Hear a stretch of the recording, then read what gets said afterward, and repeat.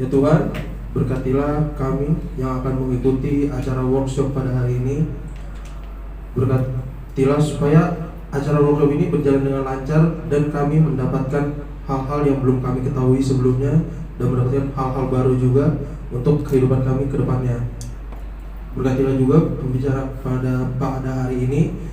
Semoga beliau diberikan kelancaran dalam memberikan materi-materi yang sudah disiapkan. Dari kurang sempurna ini kami sertakan dengan doa yang kau ajarkan. Beliau adalah film kreatif bisnis dosen film Universitas Multimedia Nusantara. Ada tahu nggak di mana tuh? Ada tahu nggak di mana tuh? Pokoknya bukan tongkrongan lulu pada. Bukan, jauh. Ini mainnya Bekasi doang mainnya.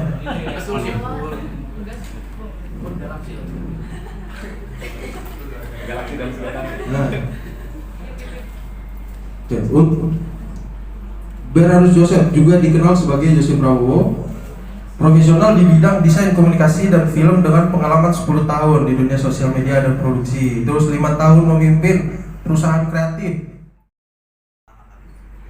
Kita paling pertama dulu, kita ke tahapan development. Ini bahasa kuliah ya teman-teman ya, tapi aku mencoba sesimpel mungkin untuk menjelaskan.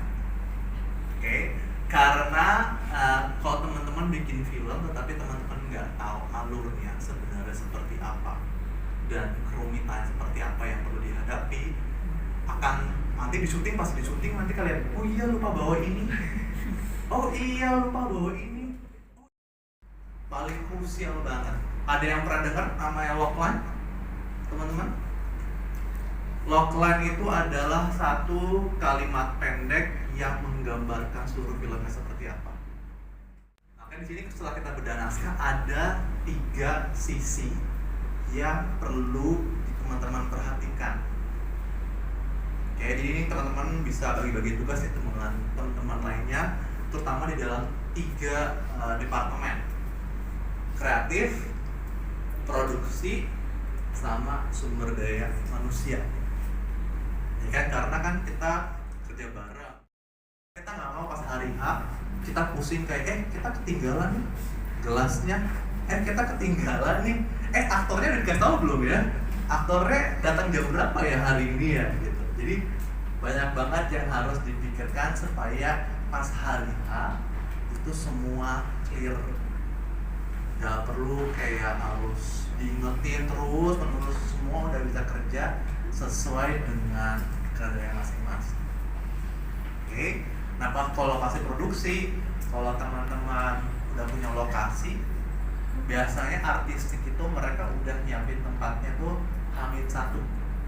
Ya sama lah kayak kita mau bikin event ya, langsung udah bongkar-bongkar, semua dikirim, semua dimasukin, semua barang-barang, setnya, propsnya itu tuh udah H-1, sama kayak bikin event.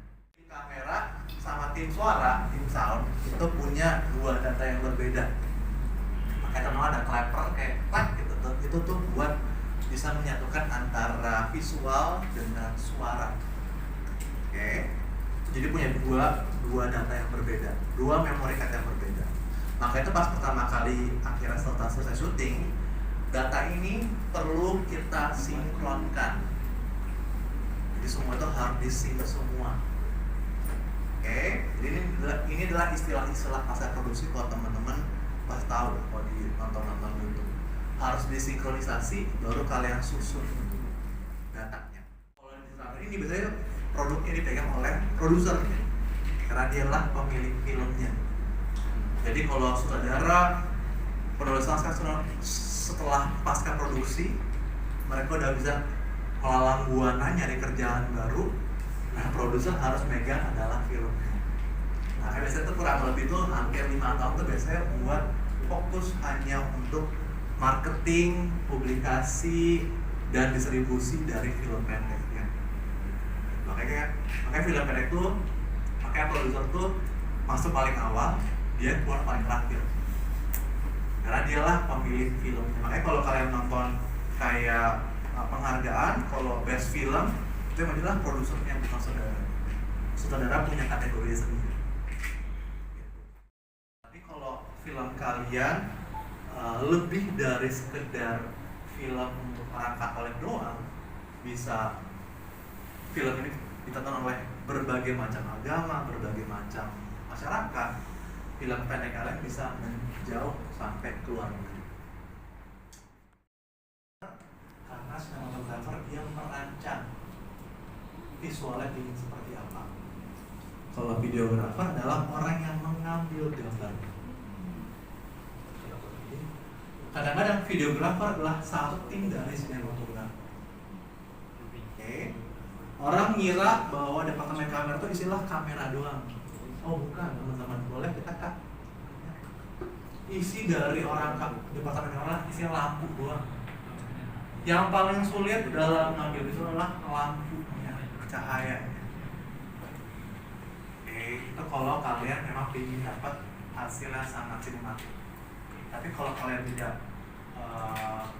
melihat seperti itu, kalian bisa menggunakan lampu-lampu cahaya alami pun juga nggak masalah. Tapi cahaya alami itu pun perlu dikontrol, bisa dikendalikan dengan tirai, dengan kardus, dengan apa. Jadi di departemen kamera itu nggak cuma kamera doang, tapi adalah bagaimana dia mengontrol cahaya. Nah, sinematografer yang berkelas adalah sinematografer bukan yang pintar kamera, tapi pintar yang bisa mengontrol cahaya. Baru adalah editor yang terakhir. Dia adalah yang bertanggung jawab pas ngedit, tetapi di lapangan pun adalah dia bertanggung jawab buat transfer data. Kalau dia bisa ngedit langsung di lapangan, itu juga lebih baik, karena lebih gampang. Karena zaman sekarang lebih gampang ya dengan digital. Sekarang kalian pun bisa bawa laptop, ngedit langsung di lapangan juga bisa.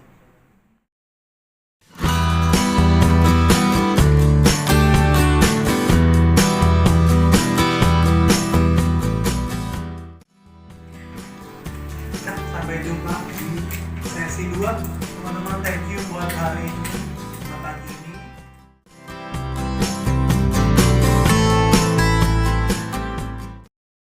Karakternya pun tidak bisa banyak. Oke. Karakternya itu ya kalau cuma A sebagai pemain utamanya, tokoh utamanya ya udah A aja. Jangan kayak A bersama B sedang main ke gereja dan lain-lain, karena jadi banyak banget.